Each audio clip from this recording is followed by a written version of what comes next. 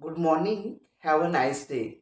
This is Basveshwar Kadgaonkar and you all of watching my YouTube channel Speak English with BK. Friends, how are you? I hope all of you guys are fine. May I right? Okay.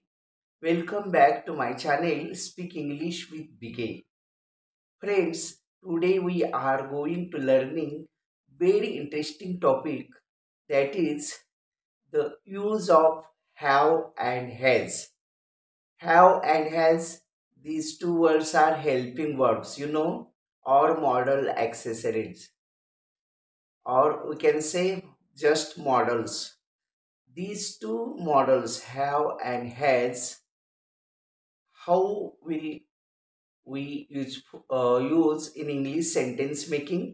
म्हणजे इंग्रजी भाष्य रचनेमध्ये have आणि हॅजचा कसा उपयोग केला जातो आणि इंग्लिश सेंटेन्सेस कशी बनवली जातात हे आजच्या व्हिडिओ लेक्चरमध्ये आपण पाहणार आहोत. व्हिडिओ अतिशय खास होणार आहे, तेव्हा प्लीज व्हिडिओ पूर्णतः पहा. व्हिडिओला कुठेही स्किप करू नका, जेणेकरून तुम्हाला पूर्णतः कन्सेप्ट क्लिअर होतील. Okay, so guys, let's start. Use of have and has. It always represents present time और प्रेझेंट टेन्स. मीन्स हॅव आणि हॅज हे दोन्ही वर्ड प्रेझेंट टाइम म्हणजे चालू वेळ किंवा प्रेझेंट टेन्स म्हणजे चालू काळ याचे वर्णन करताना या दोन वर्डचा उपयोग होतो. And also when the thing or anything or any property belongs to own. म्हणजे ज्या वेळेला एखादी गोष्ट आपल्या स्वतःच्या मालकीची असते त्यावेळेला हॅव आणि हॅज हे वर्ड वापरले जातात.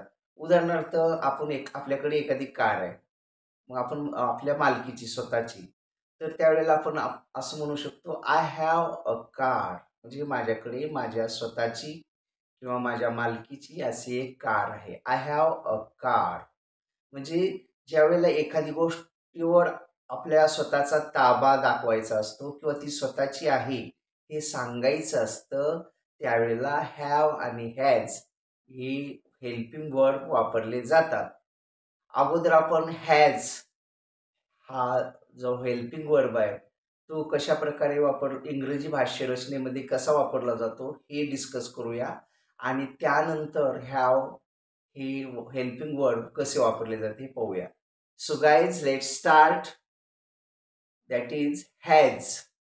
हॅजचा वापर कधी करतात? ज्यावेळेला सब्जेक्ट म्हणजे कर्ता, वाक्यातील कर्ता हा सिंग्युलर नेम असतो. सिंग्युलर नेम म्हणजे एकवचनी नाम. सिंग्युलर मीन्स एकवचनी. म्हणजे उदाहरणार्थ रामा, गोविंदा, सीता असं एक नाव असेल, म्हणजे एक जणाचंच म्हणजे एकवचनी नाव असेल त्यावेळेला, किंवा एनी सिंग्युलर ॲनिमल्स ऑल्सो, म्हणजे एखाद्या प्राण्याचं सुद्धा असू शकतं. आपण म्हणतो बघा, एक माकड, मी तिथं गेलो तर तिथे एक माकड होतं. एकच माकडाच्या विषयी आपल्याला सांगायचं असेल, किंवा एक I have seen a lion, मी तिथे एक लॉयन म्हणजे सिंह पाहिल्या, किंवा I have seen a tiger, मी तिथे एक टायगर म्हणजे वाघ पाहिला. तर एकच ज्यावेळेला ॲनिमल्स किंवा एकच पर्सन्स विषयी आपल्याला सांगायचं असतं किंवा करता एकच असतो त्यावेळेला हॅज हे याचा उपयोग होतो. तसेच ही करता ही, सी, इट म्हणजे ही म्हणजे तो, सी म्हणजे ती आणि इट म्हणजे ते. तर हे तीन कर्ते असतात. ही, सी, इट या कर्त्यांचं वर्णन करायचं असतं त्यावेळेला सुद्धा हॅज घेतात. म्हणजे ही हॅज किंवा सी हॅज किंवा इट हॅज, किंवा singular name Gopal has, Sita has, म्हणजे कुठल्याही जेंडरचं असेल, फिमेल जेंडर असेल किंवा मेल जेंडर. मेल जेंडर म्हणजे गोपाल आलं, गोविंद आलं म्हणजे पुरुषलिंगी, आणि फिमेल जेंडर म्हणजे स्त्रीलिंगी, सीता, रीमा, कांचन, एक्सेट्रा एक्सेट्रा. तर त्यावेळेला सुद्धा हॅजच घेतात. आता काही एक्झाम्पल्स डिस्कस करू जेणेकरून आपल्याला पूर्णतः कन्सेप्ट क्लिअर होईल. Okay. But before starting examples, if you are new in my channel and even if you are not subscribed my channel, then please subscribe the channel firstly. You have red color subscribe button. You just press that button, and beside the subscribe button, you will get a bell icon. You just press that bell icon. Then you have four options. Out of these four options, you can select option number one, that is all option. Then you will get daily updates and notifications of my channel Speak English with BK. Friends, if you likes my video, then make it like, share it, and give your best comments. Thank you. Thanks a lot. Now start the examples of has. तर आणखी एकदा आपण बघूया has कधी घ्यायचं, ज्यावेळेला करता ही असेल किंवा करता सी असेल किंवा करता इट असेल. म्हणजे ही सी इट. ही म्हणजे कोण, तो. सी म्हणजे ती. आणि इट म्हणजे निर्जीव वस्तूंचा किंवा निर्जीव जे हे आहेत गोष्टी आहेत त्याचे वर्णन करताना इट घेतात. किंवा ॲनिमल्स, बर्ड्स, पक्षी, प्राणी यांचं वर्णन करताना सुद्धा इटचा वापर करतात. परंतु पुरुषाचं किंवा स्त्रीचं वर्णन करताना हॅजचा वापर करतात. पण कसं असलं पाहिजे, अट काय आहे, सिंग्युलर नेम. सिंग्युलर म्हणजे एकवचनी नाव असलं पाहिजे ते, किंवा एकवचनी म्हणजे एकच नाव असलं पाहिजे. आणि अनेक वचनी म्हणजे एकापेक्षा जास्त, त्याला प्लुरल म्हणतात, अनेक वचनी. बट कंडिशन काय आहे, हॅज कधी वापरायचं, तर ही सी इट हा करता असताना किंवा any singular name of person or animals. म्हणजे एकवचनी व्यक्तीचं किंवा पुरुषाचं नाव असेल, स्त्रीचं नाव असेल, किंवा एकवचनी नाव प्राण्याचं असेल. म्हणजे एकवचनी प्राण्याचं आपण वर्णन करतो. उदाहरणार्थ तिथं एक माकड होतं किंवा तिथं एक हत्ती होता. असं एक हत्ती, एकच प्राण्याचं वर्णन ज्या वेळेला केलेलं असतं त्यावेळेला सुद्धा हॅज घ्यायचं. म्हणजे सिंग्युलर वस्तू असेल, सिंग्युलर ठिकाण असेल, सिंग्युलर प्राणी असेल किंवा सिंग्युलर ॲनिमल्स, बर्ड काय बी असेल, म्हणजे एकवचनी जे काही नाऊन असेल त्यावेळेला हॅज घ्यायचं. You got it? I hope all of you guys understand. When we use that is has, when the subject is he, she, it, or any singular noun, म्हणजे कुठलंही एकवचनी नाउन म्हणजे नाम असेल त्यावेळेला हॅज घ्यायचं. Okay. So guys, examples we will see some examples by using has. First example, the monkey has a banana. म्हणजे त्या माकडाकडे एक बनाना म्हणजे केळी होती. ओके. पण आपण आणखी एका कंडिशन काय आहे, की ज्या वेळेला एखादी वस्तू आपल्या स्वतःच्या मालकीची असते किंवा स्वतःच्या ताब्यात असते किंवा तिच्यावर स्वतःचा हक्क आपण बजावत असतो त्यावेळेला हॅव हॅज घ्यायचं. Okay. First example, the monkey has a banana. त्या तिथं जे माकड आहे, म्हणजे एकच माकड आहे, हॅज अ बनाना, त्याच्याकडे काय आहे, बनाना म्हणजे केळी आहे, त्याच्या हातामध्ये केळी आहे. किंवा the monkey has an onion. Onion म्हणजे कांदा, तर त्या माकडाच्या हातामध्ये कांदा आहे. Got it? I hope you got it, you understand it very well. He has an orange balloon. He has an orange balloon म्हणजे त्याच्याकडे एक ऑरेंज म्हणजे संत्रीच्या कलरचं काय आहे, बलून म्हणजे फुगा.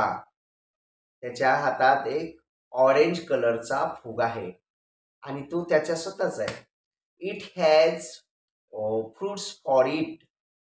म्हणजे तिथं जे काही प्राणी वगैरे असेल, इट हॅज म्हणजे प्राण्याचं वर्णन आहे.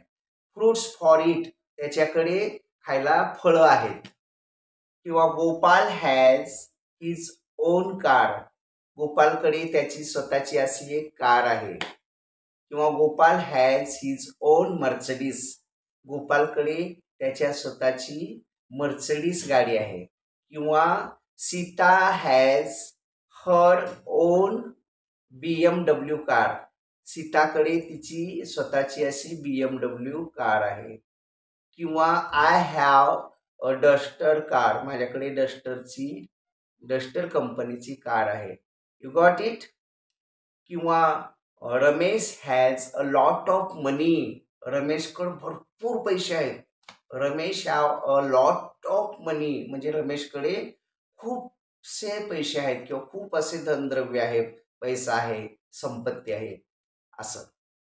Mohan has a book. Mohan has a book म्हणजे मोहनकडे पुस्तक आहे. Example, Mohan has a book. मोहनकडे एक पुस्तक आहे. ओके.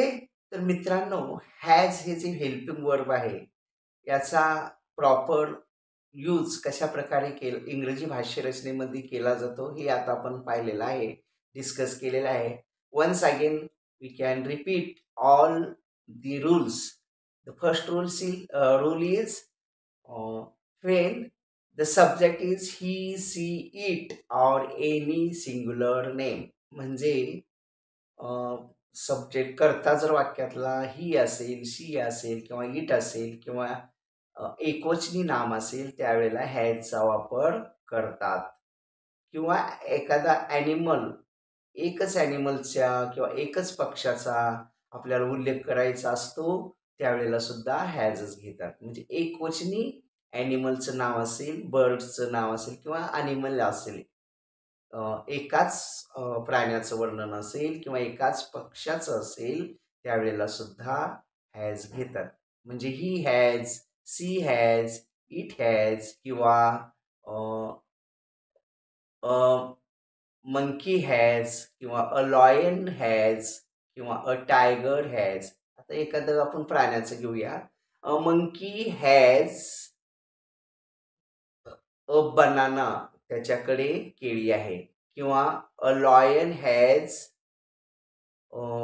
His own food. त्या सिंहाकडे त्याचं स्वतःचं असं खाद्य होतं किंवा आहे.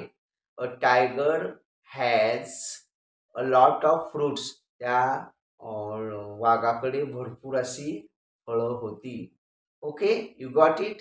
आता आपण यानंतरचं जे हेल्पिंग वर्ब आहे हॅव, तर हॅवचा इंग्रजी भाष्य रचनेमध्ये कसा उपयोग केला जातो आणि त्याचे काही नियम आहेत का आणि असतील तर ते कोणते हे डिस्कस करूया आणि नंतर आपण एक्झाम्पल्स डिस्कस करूया.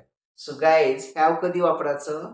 Wien the subject is I, you, we, they और प्लुरल नेम. म्हणजेच ज्या वेळेला सब्जेक्ट करता आय असेल किंवा यू असेल किंवा वी म्हणजे आम्ही, दे म्हणजे ते, यू म्हणजे तू किंवा तुम्ही. यूचा एकवचनी आणि अनेकवचनी असं दोन्ही अर्थ होतात. यू म्हणजे तू एकट्याचं वर्णन असताना आणि यू म्हणजे तुम्ही, तुम्ही लोक काय करत आहात असं ज्या वेळेला वर्णन असतं त्यावेळेला यूचा अर्थ अनेकवचनी होतो. म्हणजे यू हा एकवचनी आणि अनेकवचनी म्हणजे सिंग्युलर आणि प्लुरल असं दोन्हीमध्ये याचा उपयोग होतो. You got it.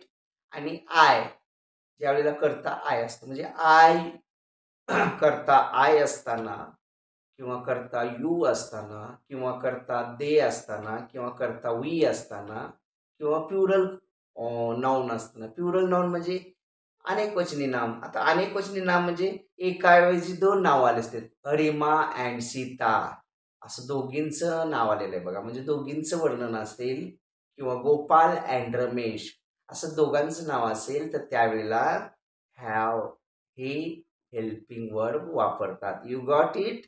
I hope all of you guys understand. Now we discuss some examples of have. आणखी एक कंडिशन काय आहे हॅवची, की एखादी गोष्ट किंवा एखादी वस्तू जेव्हा स्वतःच्या मालकीची आहे हे सांगताना किंवा त्या वस्तूवर माझा ताबा आहे किंवा ती माझ्या ताब्यात आहे म्हणजे बिलॉंग टू मी, माझ्याकडे एखादी वस्तू आहे स्वतःकडे असताना सांगताना हॅवचा उपयोग होतो. Okay, so let start some examples of have. First example, I have a new car. माझ्याकडे नवीन अशी एक कार आहे. I have a new car. Next example, we have many books. आमच्याकडे भरपूर अशी पुस्तकं आहेत. We have many books. किंवा they have many old cassettes. They have many old cassettes म्हणजे त्यांच्याकडे भरपूर अशी जुनी गाण्याची कॅसेट्स आहेत किंवा जुनी पिक्चरची कॅसेट्स आहेत. सीडी कॅसेट्स, सीडी प्लेअरची कॅसेट्स आहेत. ओके. किंवा Tina and Meena have no free time for wasting. टीनाकडे आणि मीनाकडे असं टाईम त्यांच्याकडे अजिबात नाही खर्च करण्यासाठी, कारण ते आता MPSCची तयारी करत आहेत. थोडक्यात म्हणजे महत्त्वाचे परीक्षा देण्यात त्या गुंग आहेत, स्टडी करण्यात. त्यामुळे त्यांच्याकडे no time. Tina and Meena have no free time for wasting म्हणजे टीनाकडे आणि मीनाकडे टाईम वेस्ट करण्यासाठी अजिबात टाईम नाही. किंवा Prathamesh and Aishwarya have no free time for wasting म्हणजे प्रथमेशकडे आणि ऐश्वर्याकडे आता थोडा पण असा फावला वेळ नाही खर्च करण्यासाठी, because they are busy in their career. Okay, म्हणजे ते त्यांच्या करिअरसाठी स्टडी करत आहेत. Okay. Next example, you have some time for me. तुमच्याकडे काही वेळ आहे का माझ्यासाठी? You have some time for me. तुमच्याकडे माझ्यासाठी काही वेळ आहे का असं म्हटल्यासारखं, किंवा वेळ आहे. I have a pen. माझ्याकडे एक पेन आहे म्हणजे स्वतःच्या मालकीत. आता पेन ही काय सगळ्याकडे असणारी बाब आहे. आपण विशेषतः ज्या मोठ्या गोष्टी आहेत, I have a car, I have a bungalow, किंवा I have a farm house etcetera, अशा गोष्टी सांगताना आपण पेन ही सगळ्याकडे असू शकते ना. किंवा आय हॅव 2 कार्स. माझ्याकडे 2 कार आहेत. किंवा आय हॅव 2 मर्सडीज कार. माझ्याकडे 2 मर्सडीज गाड्या आहेत. Okay. I have a book. माझ्याकडे पुस्तक आहे. किंवा I have a story book. माझ्याकडे गोष्टीचं पुस्तक आहे. किंवा आय हॅव अ नॉवेल. माझ्याकडे कादंबरी आहे, कादंबरीचं पुस्तक आहे. I have a drama book. माझ्याकडे नाटकाचं पुस्तक आहे. किंवा I have a holy I have a lot of holy books. Holy books म्हणजे धार्मिक ग्रंथ माझ्याकडे, like Ramayana, Mahabharata etcetera etcetera. Ramayana, Mahabharata अशा अनेक ग्रंथ माझ्याकडे आहेत. किंवा I have knowledge of English. I have a sound knowledge of English. माझ्याकडे इंग्लिशच्या बाबतीत इतकं नॉलेज आहे की विचारू नका. साऊंड नॉलेज म्हणजे भरपूर, अ लॉट ऑफ, भरपूर नॉलेज आहे. अ लॉट ऑफ म्हणजे काय? पुष्कळ. ओके. किंवा I have no time for wasting. माझ्याकडे वेस्ट करण्यासाठी, उगाचच असं टाईम घालवण्यासाठी अजिबात नाही. I have no time for wasting. Okay. I hope all of you guys understand the concept of today's topic, that is the helping verbs have and has. How will we use that helping verbs in English sentences or sentence making or sentence binding purpose? Okay. And even if there is any type of difficulty, any type of conclusion about this topic, then please contact me, or you just put your difficulty in comment box. I will try to sort out your difficulty 101%. Okay. So guys, I hope all of you guys understand today's topic very well, right? Then guys, we stop here.